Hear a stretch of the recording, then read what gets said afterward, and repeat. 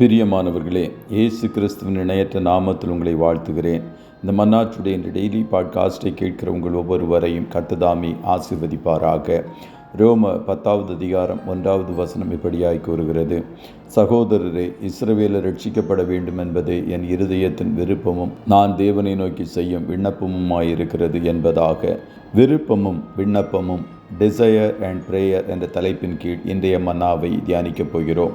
அப்போஸ்தலனாகிய பவுல் புறஜாதிகளின் அப்போஸ்தலன் என்று அழைக்கப்பட்டவன். ஆனால் அவனுடைய விருப்பமும் விண்ணப்பமும் தன் சொந்த யூத ஜனங்கள் ரட்சிக்கப்பட வேண்டும் என்பதாக இருந்தது.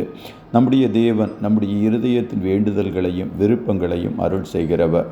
அவரே தம்முடைய தயவுள்ள சித்தத்தின்படி விருப்பத்தையும் செய்கையும் நம்மில் உண்டாக்குகிறவருமாயிருக்கிறார் என்று வேதம் கூறுகிறது. இந்நாட்களில் தேவ ஜனங்களுடைய இருதயத்தில் அநேக நல்ல விருப்பங்கள் காணப்படுகிறது. அந்த விருப்பங்கள் எல்லாம் விண்ணப்பங்களாக மாற வேண்டும். பாவத்தில் காணப்படுகிற ஜனங்கள் மனம் திரும்ப வேண்டும் என்ற விருப்பம் நமக்குள் காணப்படுகிறது. அதற்காக ஜெபிக்க நம்மை அர்ப்பணிக்க வேண்டும். தேசத்தில் எழுப்புதல் உண்டாக வேண்டும். சபைகள் ஆத்துமாக்களினால் நிரம்ப வேண்டும் என்ற வாஞ்சை காணப்படுகிறது. அதற்காக விண்ணப்பம் செய்கிறவர்களாய் நாம் காணப்பட வேண்டும். தேசத்தில் சமாதானம், நீதி, நியாயங்கள் காணப்பட வேண்டும் என்று விரும்புகிறோம். அதற்காக திறப்பில் நின்று நம்பிக்கையோடு ஜெபிக்க வேண்டும். விருப்பங்கள் விண்ணப்பங்களாய் மாறுகிற மட்டும் வெறும் விருப்பங்களினால் பிரயோஜனம் ஒன்றுமில்லை. பவுலுக்கு தன் சொந்த ஜனங்களை குறித்த பாரம் அதிகமாய் காணப்பட்டது. ஆகையால் எனக்கு மிகுந்த துக்கமும் இடைவிடாத மனவேதனையும் உண்டாயிருக்கிறது. நான் சொல்லுகிறது பொய்யல்ல, கிறிஸ்துவுக்குள் உண்மையை சொல்லுகிறேன் என்று பரிசுத்த ஆவிக்குள் என் மனசாட்சியும் எனக்கு சாட்சியாயிருக்கிறது. மாம்சத்தின்படி என் இனத்தாராகிய என் சகோதரருக்கு பதிலாக நானே கிறிஸ்துவை விட்டு சபிக்கப்பட்டவனாக வேண்டும் என்று விரும்புவேனே என்று ரோமர் 9:1-3 வசனங்களில் கூறினார். ஆகையால் தான் அவர்களுடைய இரட்சிப்பிற்காக கண்ணீரோடு விண்ணப்பம் பண்ணுகிறவனாய் காணப்பட்டான். கர்த்தருடைய ஜனங்கள் காயினை போல இந்நாட்களில் காணப்படுகிறார்கள்.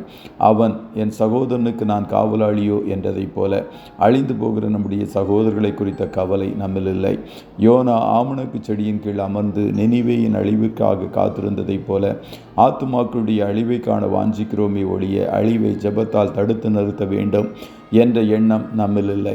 ஆபிரகாமை தகப்பன் என்று சொல்கிறோம், ஆனால் அவனுக்குள்ளாய் காணப்பட்ட பரிந்து பேசுதலின் ஜெப ஆவி நம்மில் இல்லை.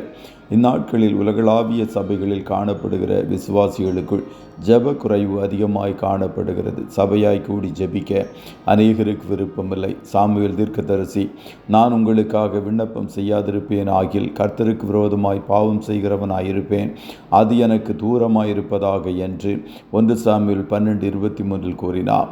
கர்த்தருடைய பிள்ளைகளை கிறிஸ்துவை மையப்படுத்தியும் அவருடைய சாயலில் சிருஷ்டிக்கப்பட்ட ஆத்துமாக்களை மையப்படுத்தியும் வாழ உங்களை அர்ப்பணியுங்கள். யோபு தன் நண்பர்களுக்காக வேண்டுதல் செய்த வேளையில் கர்த்தர் அவனுடைய சிறையிருப்பை மாற்றியது போல நீங்கள் மற்றவர்களுடைய இரட்சிப்பிற்காக பிரயாசங்களையும் ஜெபங்களையும் ஏறெடுக்கும் போது கர்த்தர் உங்கள் சிறையிருப்புகளை மாற்றி உங்களை ஆசீர்வதிப்பார். கர்த்தர் உங்கள் ஒவ்வொருவரையும் ஆசீர்வதிப்பாராக. ஜெபம் செய்வோமா? நல்ல தகப்பனே, உம்மை நன்றியோடு துதிக்கிறோம். இந்த மன்னாற்றுடைய இந்த டெய்லி பாட்காஸ்டை கேட்கிற நம்முடைய பிள்ளைகள் ஒவ்வொருவரையும் கர்த்தர் ஆசீர்வதிப்பீராக. இயேசுவே அப்போஸ்தலனாகிய பவுலை போல நாங்களும் மற்றவர்களுடைய இரட்சிப்பை விரும்புகிறவர்களாய், அதற்காய் அநேக ஜெபங்களை ஏறெடுக்கிறவர்களாய் காணப்பட கர்த்தர் எங்களுக்கு உதவி செய்வீராக. ஆத்தும ரட்சிப்பு விலையேறப்பட்டது என்று சொன்னீரே. இந்நாட்களில் ஆத்துமாக்களுக்காய் திறப்பிலே கண்ணீரோடு நின்று ஜெபிக்கிற ஒரு பாரமுள்ள இருதயத்தை கர்த்தர் எங்களுக்குள் உருவாக்கும் என்று சொல்லி மீண்டும் ஜெபிக்கிறோம். இன்றைய தினம் நம்முடைய பிள்ளைகள் கையிடுகிற வேலைகளை ஆசீர்வதியும்.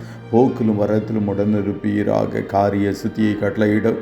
இவர்கள் மற்றவர்களுக்காக விண்ணப்பங்களையும் வேண்டுதல்களையும் ஏறெடுக்கும் போது நீர் இவர்களுடைய சிறையிருப்பை மாற்றி ஆசீர்வதித்து உயர்த்துவீராக. ஒவ்வொருவரையும் ஆட்டுக்குட்டியானவருடைய இரத்தத்தின் பாதுகாப்பிற்குள்ளாய் கொடுத்து இயேசுவின் நாமத்தில் வாழ்த்தி ஜெபிக்கிறோம் நல்ல பிதாவே. ஆமே.